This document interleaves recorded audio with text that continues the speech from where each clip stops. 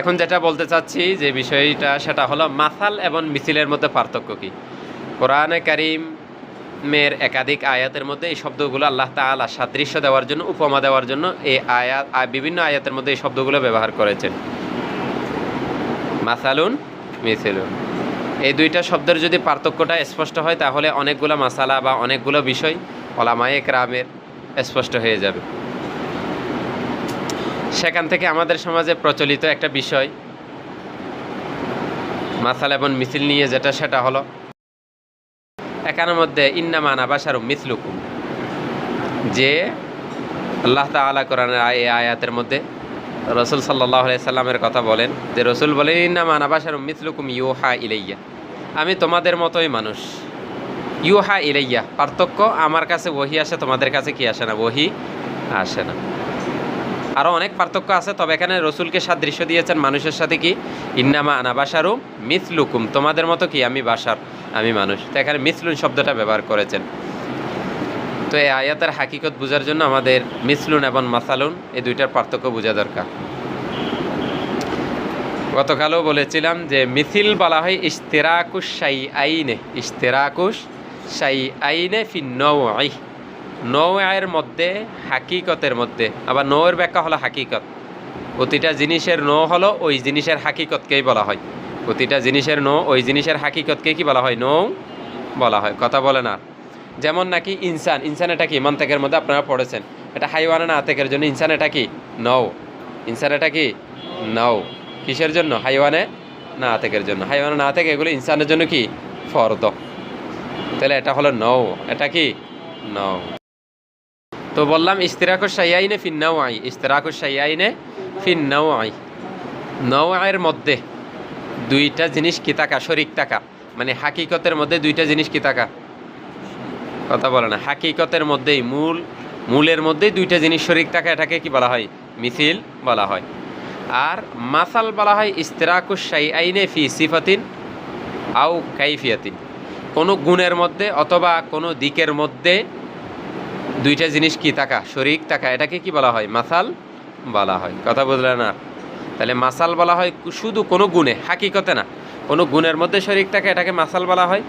আর হাকিকতের মধ্যে, নওয়ের মধ্যে শরীক থাকে এটাকে কি বলা হয়, মিছিল বলা হয়। এখন আয়াতের সেই হিসাবে অর্থ হবে রসুল আমাদের মতো বশর, মানে আমাদের হাকিকতের মধ্যেই রসুল আমাদের সাথে অংশীদার, শরীক। অর্থাৎ মানুষ, সাধারণ মানুষ যেই হাকিকত দ্বারা সৃষ্ট, রসুলও সেই হাকিকত দ্বারা কি সৃষ্ট। কথা বুঝেন? আর রসুলও সে হাকিকত দ্বারা কি সৃষ্ট। তো এখন মানুষ যদি মাটির তৈরি হয় তাহলে রসুলও কি হবে, মাটির তৈরি হবে। মানুষের হাকিকত যদি মাটি হয় তাহলে রসুলের হাকিকতও কি হবে, মাটি হবে। কারণ মিসলুন এটা ইশতিরাকুশ শাইআইনে ফিন নওঈর জন্য আসে, ইশতিরাকুশ শাইআইনে ফিন নওঈর জন্য আসে।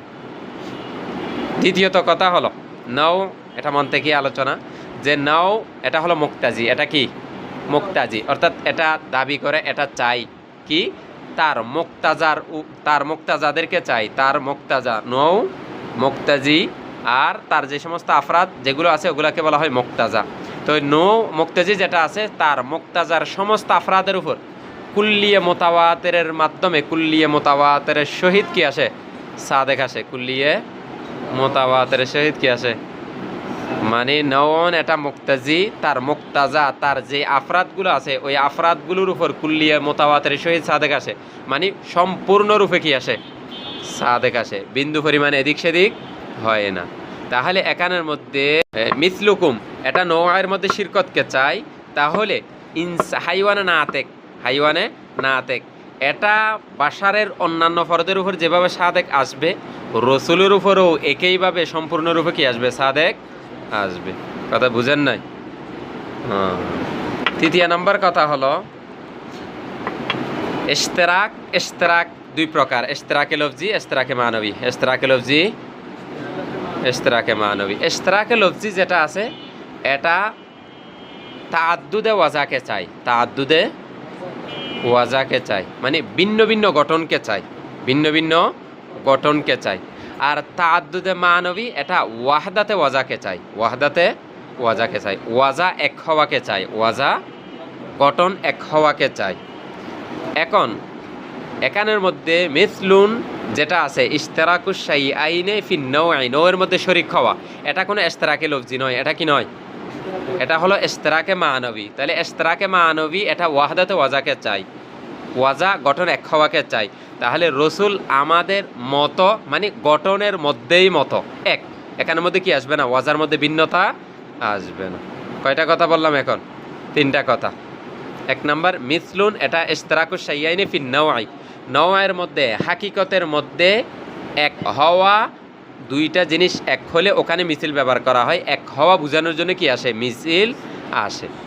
সেই হিসাবে রসুলের ক্ষেত্রে যেহেতু মিসলুকুম বলেছেন, তাহলে রসুল আর ইনসানের হাকিকত কি হবে? এক হবে।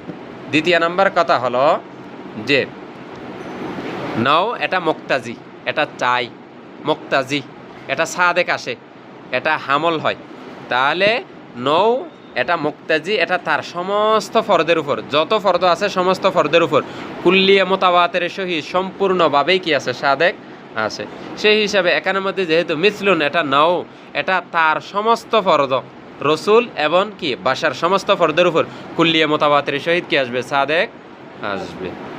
3 নাম্বার মিসলুন, এটা ইশতেরাকুশ শাইআইনি ফিন নওয়াই, নওয়ের মধ্যে শরীক বোঝানোর জন্য আসে। আর ইশতেরাক 2 প্রকার, ইশতেরাকে লফজি, মানবী। ইশতেরাকে লফজি এটা গঠন ভিন্ন হওয়াকে চায়, গঠন।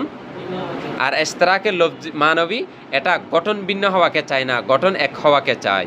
তো এখানের মধ্যে যে মিসলুন যে ইশতেরাকের জন্য আসে, এটা ইশতেরাকে কি নয়? লফজি নয়, বরং এটা অর্থগত দিক থেকেই সাদৃশ্য দেওয়ার জন্য আসে, ইশতেরাকে মানবী। এটা কি? ইশতেরাকে মানবী। সেই হিসাবে রসুল আর মানুষ বশর এদের গঠনের মধ্যে কি আসবে না? কোনো প্রকারের ভিন্নতা আসবে না, বরং ওয়াহদাতে কি হবে? ওয়াজা হবে। তাহলে এই আয়াতের মাধ্যমে এতটুকু বোঝা গেল রসুল আর ইনসানের মধ্যে, নূহের মধ্যে কোনো কি নাই? পার্থক্য নাই। এখন কোনো আহলে হাদিস বা কোনো বেদাতিরা এই ধরনের প্রশ্ন আয়াতের অন্য কোনো অংশ দ্বারা প্রশ্ন করতে পারে। যেমন নাকি অন্য আয়াতের মধ্যে আছে ওয়ামা মিন দাব্বাতিন ফিল আরদি ওয়ালা তায়রিন ইয়াতিরু বিজানা হাইহি ইল্লা ইল্লা উমামুন আমসালুকুম, ইল্লা উমামুন আমসালুকুম। যে পৃথিবীতে যত বিচরণকারী, জমিনের মধ্যে বিচরণকারী যত জন্তু আছে, যত পশু পাখি আছে, যত জানোয়ার আছে, সবগুলোই ইল্লা উমামুন আমসালুকুম, তোমাদের মতোই একটা এক শ্রেণীর জানোয়ার, তোমাদের মতোই এক শ্রেণী জানোয়ার, তোমাদের মতোই একটা প্রকার, একটা শ্রেণী, তোমাদের মতোই ভিন্ন একটা শ্রেণী। এখন কেউ বলবে তাহলে কি এখানে পশু পাখি আমসালুকুম, এখানেও আল্লাহ তাআলা বলেছেন যে পশু পাখিরাও তোমাদের মতো, আমসাল তোমাদের মতো, তাহলেও কি পশু পাখি আর আমাদের হাকিকত কি এক? প্রশ্ন আসবে না? কারণ এখানে আমসাল বলেন। এটার উত্তর হলো এখানে আমসালুন এটা মাসালুনের জমা, এটা কিসের জমা নয়? মিসলুনের জমা নয়। তো আমরা তো পূর্বেই বলেছি যে মাসালুন আসে ইশতেরাকুশ শাইআইনে ফি সিফাতিন, ইশতেরাকুশ শাইআইনে কোনো সিফতের মধ্যেই সাদৃশ্যতা বোঝানোর জন্য, সিফতের মধ্যে অংশীদারিত্ব এটা বোঝানোর জন্য কি আসে? মাসাল আসে। তাহলে এখানে আমসালুকুম এটা কিসের জমা? মাসালুনের জমা। তাহলে পশু পাখিরা মানুষের মতো কিসের মধ্যে? হাইওয়ানিয়তের মধ্যে। কিসের মধ্যে? হাইওয়ানিয়তের মধ্যে। নাকি হাইওয়ানে না আতিকিয়তের মধ্যে, হাকিকতের মধ্যে নয়, সিফতের মধ্যে। কথা বুঝেছেন? তেমনিভাবে আয়াতের একাধিক, কোরআনের একাধিক আয়াতের মধ্যে আল্লাহ তাআলা এভাবেই যে গুণের মধ্যে সাদৃশ্য দেওয়ার জন্য মাসালুন এনেছেন, হাকিকতের মধ্যে সাদৃশ্য দেওয়ার জন্য কি এনেছেন? মিসলুন এনেছেন। অন্য আয়াতের মধ্যে আছে মাসালুল লাযিনা হুম্মিলুত তাওরাত, মাসালুল লাযিনা, এগুলো বুঝেন না মনে হয়। মাসালুল লাযিনা হুম্মিলুত তাওরাত কামাসালিল হিমারি, মাসালুল লাযিনা হুম্মিলুত তাওরাত, যাদেরকে তাওরাতের ভার অর্পণ করা হয়েছে তারা কামাসালিল হিমারি, কিসের মতো? গাদার মতো। কামাসাল এখানে কি বলেছে? মাসালুন বলেছে নাকি মিসলুন বলেছে? মাসালুন বলেছে। তো মাসালুন কিসের জন্য আসে? ইশতেরাকুশ শাইআইনে ফি সিফাতিন ওয়া ফি আও ফি কাইফিয়াতিন, কোন কাইফিয়াতের মধ্যে, কোন অবস্থার মধ্যে, কোন গুণের মধ্যে সাদৃশ্য দেওয়ার জন্য। তাহলে যাদেরকে তাওরাত দেওয়া হয়েছে তারা তো মানুষ, তারা কি মানুষ? তাহলে কামাসালিল হিমারি, তারা গাদার মতো। গাদার মতো মানে কোথায়? হাকিকতে না ফি সিফাতিন? সিফতের মধ্যে। অর্থাৎ গাদা যেরকম অবুজ তারাও কি অবুজ। তাহলে এখানের মধ্যে আল্লাহ তাআলা কি শব্দ ব্যবহার করেছেন? মাসালুন নাকি মিসলুন? মাসালুন। তাহলে মাসালুনের মাধ্যমে কি বোঝানোর জন্য? ইশতেরাকুশ শাইআইনে ফি সিফাতি। কথা বুঝেছেন? ঠিক তেমনিভাবে কোরআনের অন্য আয়াত ফাতামাসসালা লাহা বাশারান সাবিয়্যা, ফাতামাসসালা লাহা বাশারান সাবিয়্যা। এখানের মধ্যে ফাতা মাসালা, মাসালুন কি শব্দ? মাসালুন থেকে, অর্থাৎ হযরত জিবরাইল আলাইহিস সালামের কথা বলছেন আল্লাহ তাআলা, যে সে মানব আকৃতি ধারণ করলেন, সে মানব আকৃতি ধারণ করলেন, মানব আকৃতি ধারণ করলেন। তাহলে এখানে জিবরাইল আলাইহিস সালামকে ফাতা মাসালা লাহা, মাসাল বলেছেন, মানুষের আকৃতি ধারণ করেছেন, পূর্ণ মানুষের আকৃতি ধারণ করেছেন। তাহলে পূর্ণ মানুষের সাথে জিবরাইল আলাইহিস সালামকে সাদৃশ্য দিয়েছেন কোথায়?